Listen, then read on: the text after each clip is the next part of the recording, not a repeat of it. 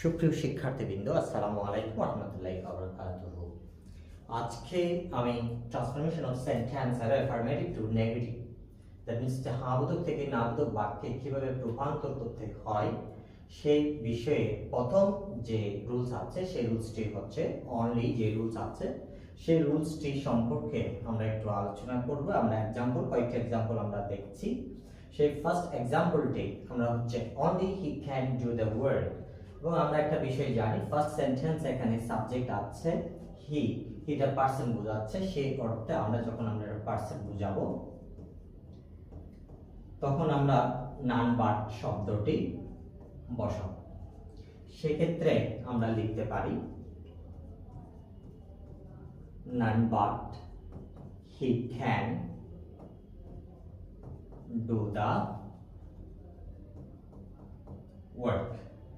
এবং দ্বিতীয় সেন্টেন্সের মধ্যে আমরা যে বিষয়টি দেখছি সেটি হচ্ছে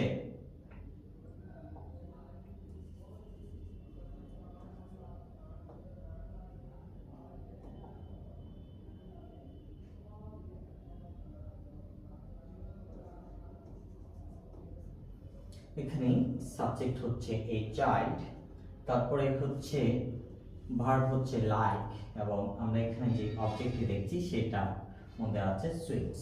এবং সুইটস এর আগে যে ওয়ার্ডটি আছে সেই অনলি যে মার্কার, সেই মার্কারটি আমরা একটু পরিণত করতে গেলে আমরা যে অবজেক্টটি আছে সেই অবজেক্টটি যেহেতু বস্তু জাতীয়, সেহেতু আমরা এখানে অনলি এর পরিবর্তে আমরা এটা যদি অবজেক্ট হিসেবে বিবেচনা করি তাহলে সেই ক্ষেত্রে আমরা এটা লিখতে পারি nothing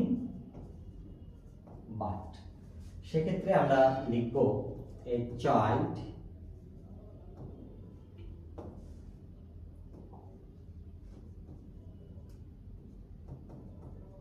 like nothing but sweets। এবং তৃতীয়টির ক্ষেত্রে আমরা দেখছি রাতুল ওয়াজ অনলি 22।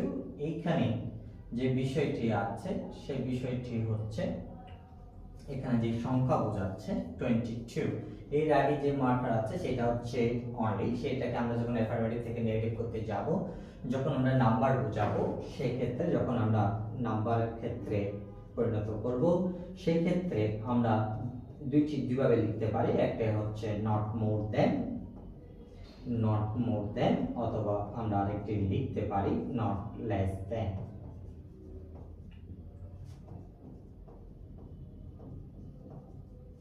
তাহলে সেক্ষেত্রে আমরা লিখি, কিভাবে লিখব?